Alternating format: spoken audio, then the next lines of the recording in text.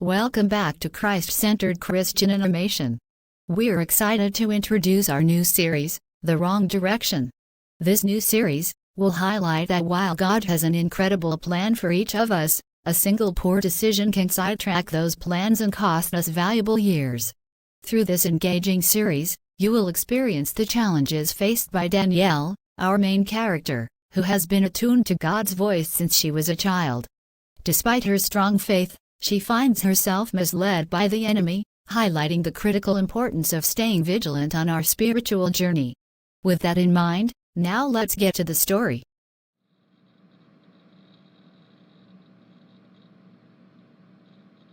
How could you bring such a shame on me? In your matrimonial home, how could you, Danielle? That was not how we raised you. You did this to my son. Your son? He is not your son. I do not even know what you are accusing me of. Father, what kind of child is this? Danielle, Jason caught you and the gardener in the act. The act of what? Do not play coy with me, Danielle.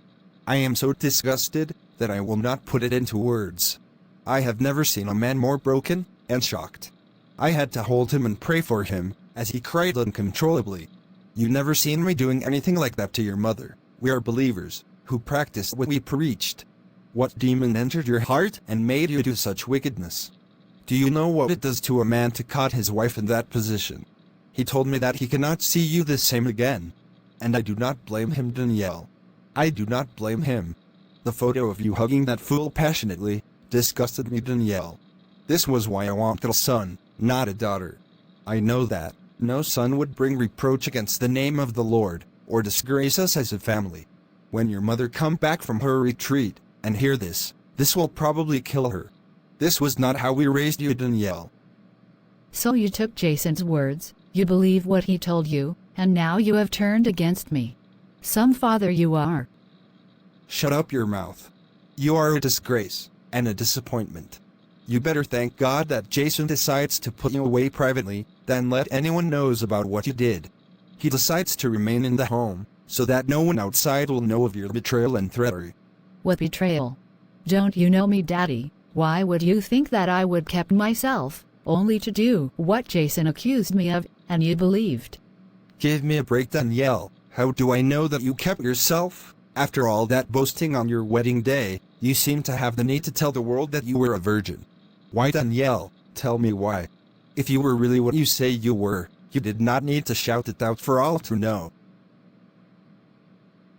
I cannot believe you, Daddy, that you would speak to me like this. Oh God, Jason, so that's what you did. I caught you in the act, and you came and accused me to Dad. Dad, I was the one who caught Jason. He is lying. Who did I raise? Why are you lying like that, Danielle? Were you not with the gardener, and hung him after the act? No, Dad. After I found Jason together, in our home with Elandra, I was so shocked that I ran outside. I was not looking where I was going, and I ran into Justin. I almost fell, and he steadied me. That's all it was. He just held me from falling, that's all it was. It was Jason, who did what he has accused me of. That's enough, Danielle. That's enough. You have the nerve to lie to me, your father, right before my face. I cannot believe you. You were raised and nurtured in the ways of the Lord. Jason came to the Lord long after you, and anyone would think that he was the one raised in the ways of the Lord. Look at what he has accomplished in the past 3 years. While you tried every step of the way because of jealousy to compete with him. As if that were not enough, you tore his heart out by what you did in your matrimonial home. Dad, I cannot listen to any more of this, so I'm going to go. I am your daughter, you raised me, you know who I am, yet you have chosen to not listen to me, or believe a word I say. Gone are the days when you were telling everyone that I heard from God, and how God has mightily used me since childhood. It's okay, Daddy. I wish Mom was here right now. I have to go. So you want to walk out on me, your father, because you do not want to admit or accept how you have single-handedly destroyed your marriage and almost the ministry. As her father continued to talk, Danielle walked away. She was in deep shock. She could not believe how her father believed Jason over her. She was thinking, I am his daughter, whom Jason took as a virgin. Why would he believe that after I kept myself, I would go with another man. Moments later. Does Dad not know how much I love the Lord? I would never do any such thing. How could he believe Jason over me? Mom, where are you? When are you coming back? 1 hour later. So you finally return home. Jason, you told Dad that you caught me with our gardener. Why would you do such a thing? Why did you lie like that? If you no longer wanted the marriage, and wanted Alandra, you could have told me. How long has this been going on behind my back? I trusted you, took her as a friend, invite her into our home many times. How long have you both been doing this behind my back? Behind your back, or you're not the prophetess, you should have known. The hand was writing on the wall, but you refused to see it. You made me feel like I have to do everything double and triple, because of your track record. I always feel less than, and so I could never be myself around you or your folks. I had to pretend, and I am tired of pretending. With Alandra, I can be myself, nothing to compete with. Compete? Who told you that you needed to compete? We are supposed to be a team, in unity, as husband and wife. What did I do to make you set out to hurt me so terribly, Jason? What did you do? And you called yourself a prophetess. Let me drag your memory. It was our big day, and you made everyone, especially Alandra, felt like nothing. Useless, washed up. What are you talking about, Jason? So you do not remember what you did on our wedding day? How you made everyone there felt like nothing? I don't know what you are talking about. Well, let me drag your memory. Jason's flashback. You have all heard Dad's speech about Jason, barely anything about me. Just joking. Anyway, on a more serious note, since this is both our day, I would like to begin by thanking you all for celebrating with us, our big day. I am sure that you have all heard Dad spoke those incredible words about Jason. You heard him say that he did not lose a daughter, but he gained a son that he always wanted. I will say something that Dad could not say to you about me. I want all you young women here to listen. It pays to keep yourself pure, to not go here and there. I have kept myself pure, as the Lord wants us to. Here I am on our wedding day, never been touched by a man in my life. I know that my husband Jason cannot say that. He most certainly is no virgin. Sorry, Jay, that was a little harsh. But you cannot blame a girl for saying what no one says about her, including her dad. With all that Dad kept saying about what Jason is bringing to our marriage, Dad did not emphasize that. There is something that I am bringing also. I am pure and untouched before God, my husband, and all of you. So in spite of what Dad said about Jason, and I am very grateful to God that my father not only loved my husband, but he sees and accepts him fully as the son he never had. Despite all the praises showered upon Jason, there is one praise that Dad cannot give him, because I am the only adult in this room who have kept myself pure and untouched before God, and all of you, and no one can take that away from me. Anyone who is not a virgin, you make them feel useless and washed up, like they were used trash. So it was a crime to speak the truth about myself. I did not see you minding when my dad was singing your praises, saying all nice things about you, and all because I said that about myself. I committed a crime. Was it not the truth? I did not care about your so-called purity. You could have kept it for yourself. I wanted someone with experience, like Alandra, not someone who was awkward, not knowing what to do. Did you know that about an hour later, I found Alandra in the hallway crying, and saying that she feels like nothing. She said that she did not know that's how you looked down on those whom, according to you, did not keep themselves pure. She said that you made her feel like a street girl. What? That was not my intention. So let me get this straight, because she felt like that she decided to ruin my life by taking my husband, right under my nose. Now, I see why you have no remorse. From the beginning of our marriage, you clearly had enmity against me. That's why in this past year, we have had conflict after conflict. I could not do anything right for you.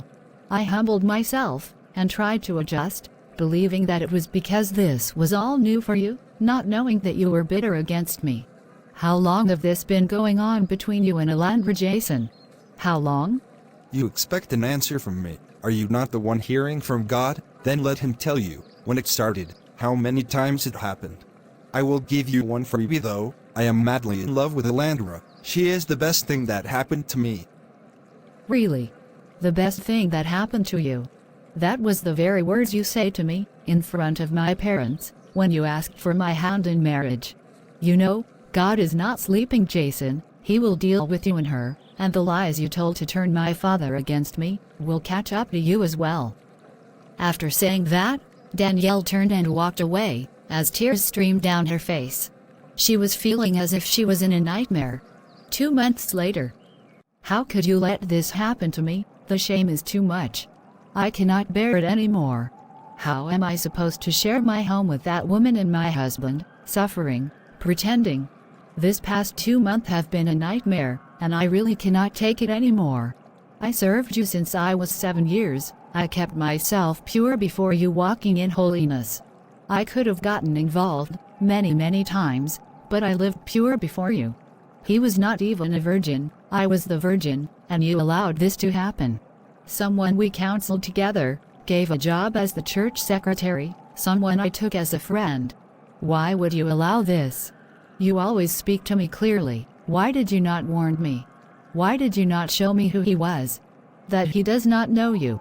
Mom has seen through him, but she remained quiet to keep the peace. But Dad is blinded, completely manipulated by him. He has turned against me. Not just him, but the entire congregation. I have cried and cried, and what do I get? Just bags under my eyes. I get strange looks from the members, who believed that I cheated on Jason with the gardener. I feel like an intruder in our church. How could things get this way? How could it get this bad? I can no longer go to that church.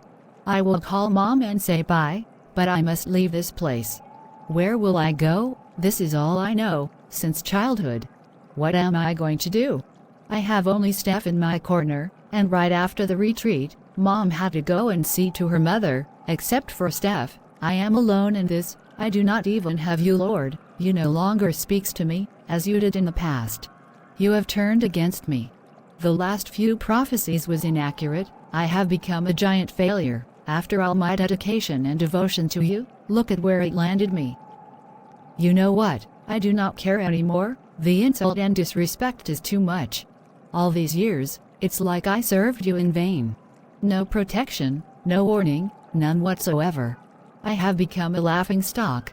I am no longer the golden child, for my dad. He has replaced me with Jason. These days, when no one is looking, he look at me with disgust. Now, I am seen as a waste, while Jason is applauded. It's okay. Why bear the name alone? All my sacrifice in vain. What did I do to deserve all of this? Dad showed me by your actions that I was just a mere girl, that's all. He always wanted a son. You never really loved me. Never really cared. The ministry founded and established through my accurate prophecy. We brought Jason in, and he now leads, and all the people there has turned against me. What wrong did I do? I am pushed aside, like nothing. This is what I get for living pure before you all these years. No more Mrs. Nice Girl. Meanwhile, in the heavenlies. My lord, she is very broken. I believe that she is going to go away from the faith. She is very sad and broken. Sad, yes. Broken. No. She knows that a broken heart and contrite spirit I will not despise. But has she turned to me in this her time of great need, pain, and hurt? No. Instead, she is listing all that she did, how long she served me, how she kept herself. She did not keep herself, she was kept by me. She should have carried everything to me in prayer, but instead, she started complaining about all that she did, how she kept herself. Pride has entered her heart, so now she is resisted, until she shall come to herself like the prodigal son. She will touch unclean things, things that I did not want for her, and when she does, she will see herself as flawed, no good beyond redemption. Despite all that, my gaze is still upon her. I see her name, which means, Judge of God. She need not look on who judges her. I do not reject her. All she must do is return to me, and when she does she will see herself how I see her, not flawed, but flawless. Stay close to her victory. I have given you charge over her. Her life will not be taken, but she will go through many dark times before she return back to me. What needless pain my servant is now bearing. Jason was not my plan for her. Nehemiah was. She missed my best, and now she suffers. When her father did not listen, she should have stood firm when she came back to me, and I confirmed it. Eventually, Isaiah would have to listen. He would have no choice than to heed, but she allowed fear to cause her to choose one whom I did not choose for her. Remember a year ago. 1 year earlier.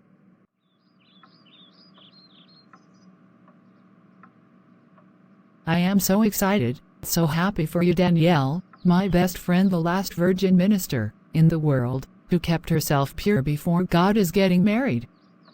Oh, Stephanie, stop that, last virgin minister. No, I am not. And remember, I did not keep myself, the Lord kept me. Never forget that. I most certainly will not forget. He has been keeping me since age 7, and have continued up to now age 28 years. Yes, indeed, the Lord has kept you. My friend, I know that tomorrow is my big day, but there is a feeling I cannot shake. Oh, what is it? For the past 2 weeks, my mind keep going back to what happened over 2 years ago. Oh? Don't look so glum, Steph. Let me explain. As I said, for the past 2 weeks my mind keep going back to over 2 years ago. Few weeks after I met Jason, I had 2 visions. It was very vivid and very clear. In the first vision, I saw Jason, fully dressed in white shining clothes. He had the Bible opened, along with many books about the Bible. He was studying vigorously. I said to him, "Still studying?" And he looked up at me and said, "Danielle, we as believers in Christ must study to show ourselves approved." I agreed, and then I left him to his studying. In the next vision, I saw another man coming towards me, and he was wearing tattered clothes. He had on a short pants that showed his knees, and they looked really rough, like he spent a lot of time on his knees. I must tell you, Steph, he looked homeless, with nothing, but the strangest thing was, he spoke to me in the most gentlest voice, and he said, "I have found favor from the Lord, and help me to carry out the great work before us. Do not look at my appearance. I am doing the work of the Master. It has cost me, but the Lord is with me." Then I heard a voice, "I have chosen a suitable helpmeet for him, and that helpmeet is you." When I got out from that vision, I said to myself, I will go in prayer to understand what the visions mean, as I did not understand the visions fully. So I went into prayer to seek God earnestly. I kept seeing this man. The Lord showed me that he has called him to work together with me. The Lord even told me his name, Nehemiah.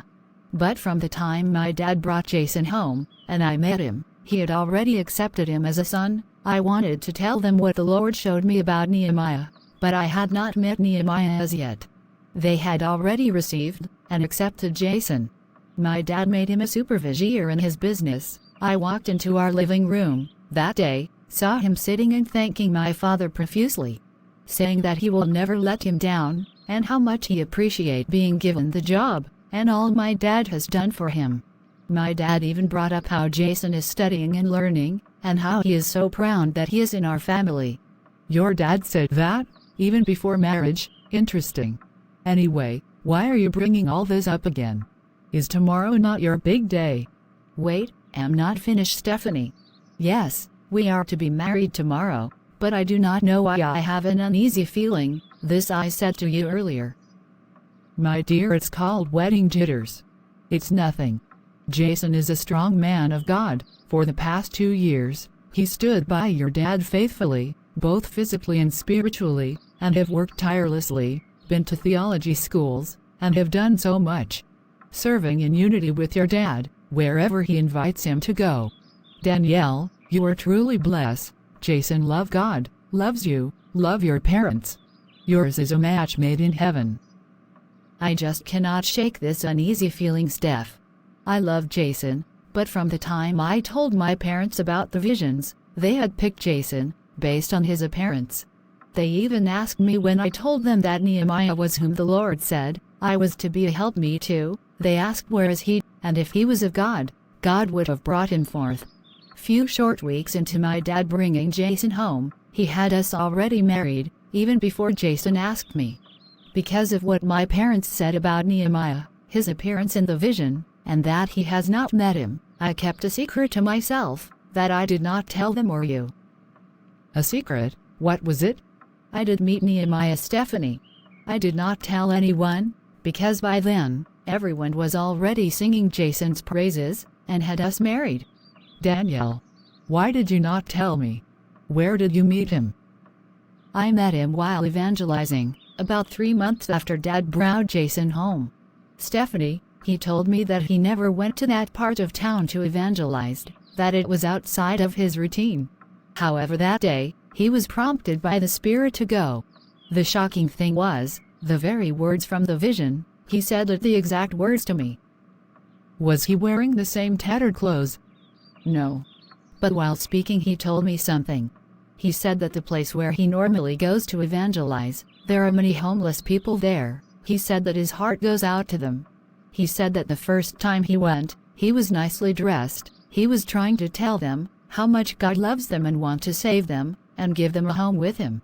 He said some of them was listening, and then this lady came and began to cry and say what she went through, why she was in that condition, and why is he there, that he cannot help them, that he had nothing in common with them, that he did not understand.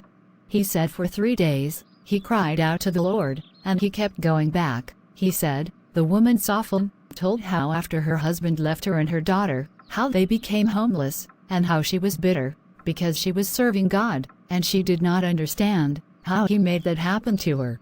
He gently bring her through the word, and even showed her what the Lord said in Psalm 34, 17-19, the Lord hears his people when they call to him for help. He rescues them from all their troubles. The Lord is close to the brokenhearted. He rescues those whose spirits are crushed. The righteous person faces many troubles, but the Lord comes to the rescue each time. He said she began crying and said that she did not know what to do, that she was looking at how good of a wife she was, and why the Lord let it happen to her. He prayed with her, Stephanie, told her that God will surprise her, and within a month, the husband reached out, say how sorry he was. Now they are both attending Nehemiah's church, and they also are going out to tell others about what God did. God restored them, Steph. Wow. That's incredible, Danielle. So you really think that it should be him and not Jason?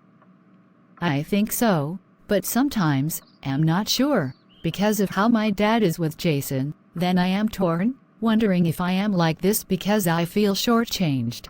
Or am I really like this because indeed this is God, reminding me that indeed Nehemiah is the man for me to marry. Anyway, it is too late now. I am getting married tomorrow. My parents would never forgive me if I called off the wedding. Have you been speaking with Nehemiah? Just once more since our meeting. He said to me that the Lord confirmed to him, that he showed me all that he told me. What did you say? I just hung up, and I never reached out to him again. A few times, I saw him calling, but I did not answer. Steph, I truly hope that I am making the right decision.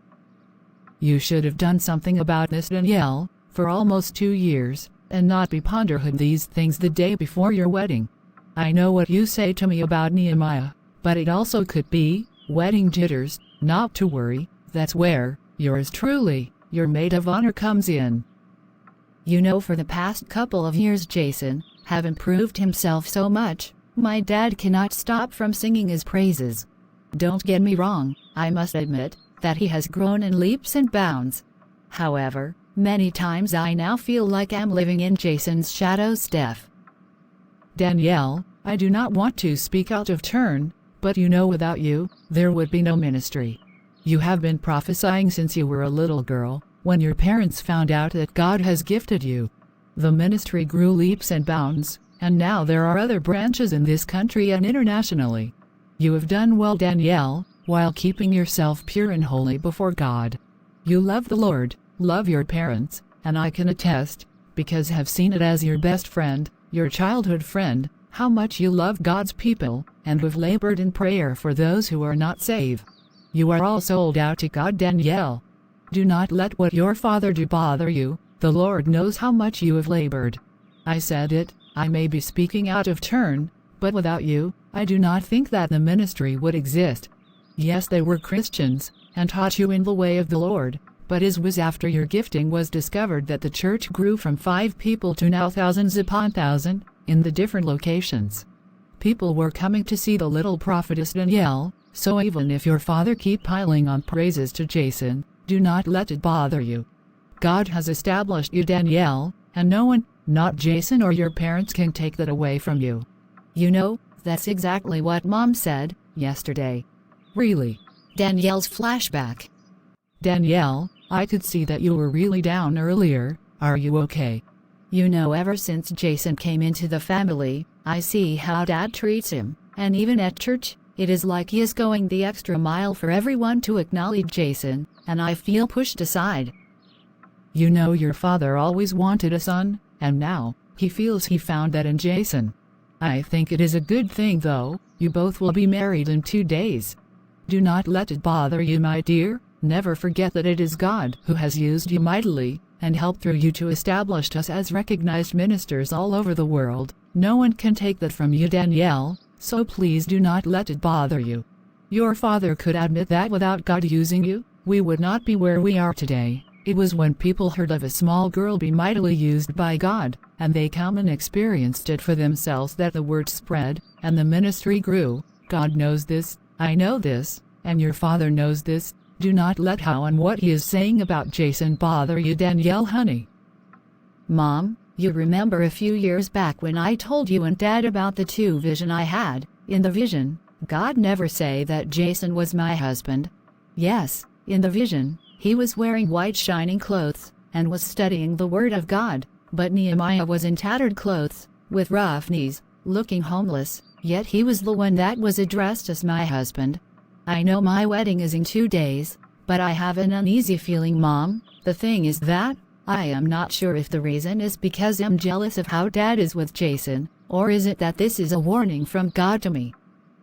My dear, if you can remember, originally, I too agreed with your father, that Jason must be the one God sent for you, but remember later I also encouraged you to seek God. Which I did, Mom. I never felt that it was Jason, although have come to love him. However, I got torn because I am not sure if my reservation has to do with how Dad is with him. Now, our wedding is in 2 days and it is too late. It is not too late, Danielle. You can still seek God to be sure, and tell him how you are feeling, all that you are saying to me. It is better to be sure of what God is saying, than to end in divorce. Wow, that was what your mom says. Sounds like good advice to me. Did you seek the Lord? I think I did, but because of this situation with Dad's and Jason closeness, it is hard to know if I am like this because of wedding jitters, jealousy of Dad's attention towards Jason, or indeed God has been saying that he is not the one.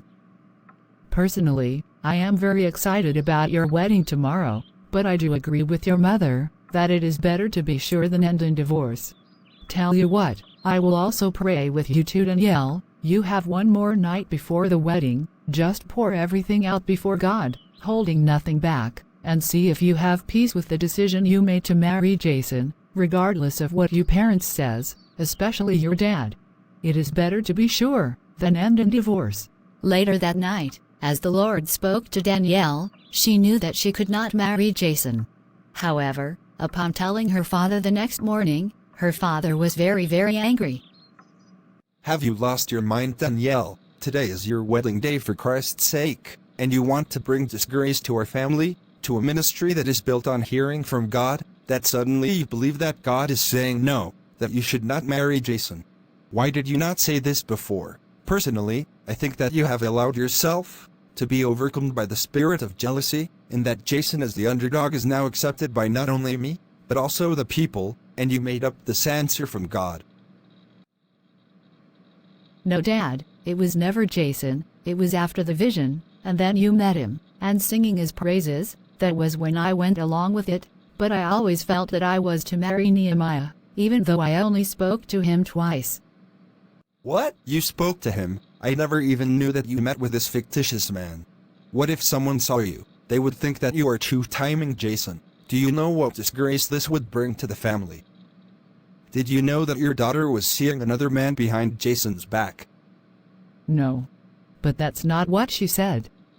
Danielle interrupted what her mother was saying and explained to her parents how she met Nehemiah. She told them that after that time she only spoke with him one more time, and that was it. She also told them that she believed that he was to be the one that she marry. When her father heard that, he got even more angry, and he said, Can you hear the nonsense that is coming out from your daughter's mouth? Almost 3 years, and now she's saying this, on the very day she is to marry Jason, and she expects me to believe that it is not fueled and motivated by jealousy. Listen, I've heard enough. In 5 hours, Jason will be at the church waiting to see his bride, and I do not believe what Danielle is saying comes from God, but rather from the enemy to pull down the ministry, a ministry that has been built on honesty, accuracy and prophecy, and now to say that my own daughter, whom the Lord used since childhood in prophecy to help thousands, is not sure if God tells her to marry Jason or not. Sylvia, talk to your daughter. I will be heading down to the church. Danielle, honey, your father is right. You should have said something before now. Too much time has passed.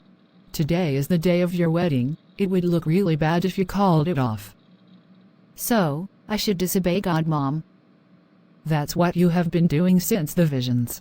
You did not even tell me that you met with the other man from the vision. You have to see then why your father thinks that your decision is fueled by jealousy, because of the attention that Jason is getting from him and from the members.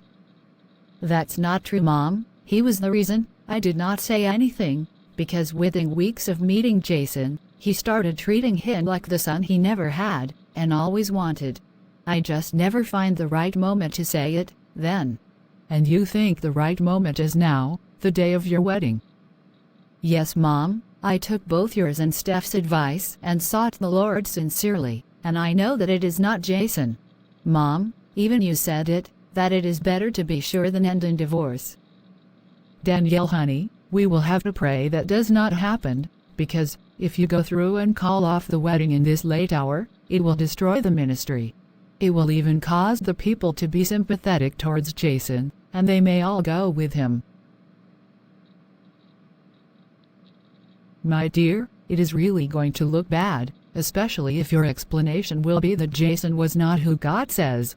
Many will say why you wait until now, and many others will say, and think that you are jealous of the attention that Jason is getting. Before Jason came into the picture, most of the attention was on you. Now this couple of years, Jason gets many attention, especially from your father publicly. People will talk and it will bring great division into the ministry. I know that you love your father and me, and you also must have some love for Jason. I also know that you want to please God, but Danielle, this should have been done before today, the day of your wedding. You are not even fully sure if it is to do with that your dad seemed to be giving Jason the attention that he used to give you. You know what? Let us pray. Danielle and her mother prayed together, and then she said, I still have an uneasy feeling. However, if I am this way because I feel that Dad put Jason in front of me, his own daughter, then there is something that Dad can never say about Jason, that he is a virgin, who have kept himself for his wedding day, but I have kept myself in purity, and no one, not Dad, not Jason, can ever take that from me. You know what? I will go ahead with the wedding, because I do not want a reproach against our ministry, or in case I am like this because of how Dad is with Jason. He is going to be my husband, and if he does well, I do well also. That's the spirit, my daughter. Let's go get you dressed for this big day. Yes, Lord, I remember. She will go through many things, but her life will be spared. She does not know it or see now, but her latter will be greater. Go now, Victory. I have given you charge over her. Only an almighty arm can preserve us from the many unseen foes, who are seeking to destroy us at every step. Sadly, our foe are often first ourselves, then others, then the enemy. However, it is important for us to always remember that the Lord would never leave or forsake us, even in our mistakes. But rather his arms is always outstretched for our defense and protection. He is faithful, who has promised, and he is able to keep us from falling, so that with a deep sense of our utter weakness, we may cherish a firm belief in our perfect safety in his arms. Each day may sometimes present new challenges that test our faith and resolve. However, the journey of faith requires not only perseverance, a steadfast commitment to spiritual growth, but also vigilant awareness of the spiritual traps that can derail us. As believers, we must always be aware of the importance of relying on God's strength, which provides the resilience needed to overcome these obstacles. By engaging in prayer, immersing ourselves in Scripture, and seeking fellowship with other believers, we equip ourselves to face these trials head-on, ultimately allowing our faith to flourish amidst the battle. To win these battles, we must always rely on God, because if we do not, as soon as we lean to our own understanding and move, we run into danger, for our natural inclinations take us in the wrong direction. Bye and thank you for watching. It is our prayer that this eye-opening series will be a blessing to you. Look out for part 2 in the coming week. See you tomorrow, in the conclusion of Withheld. Have a wonderful day.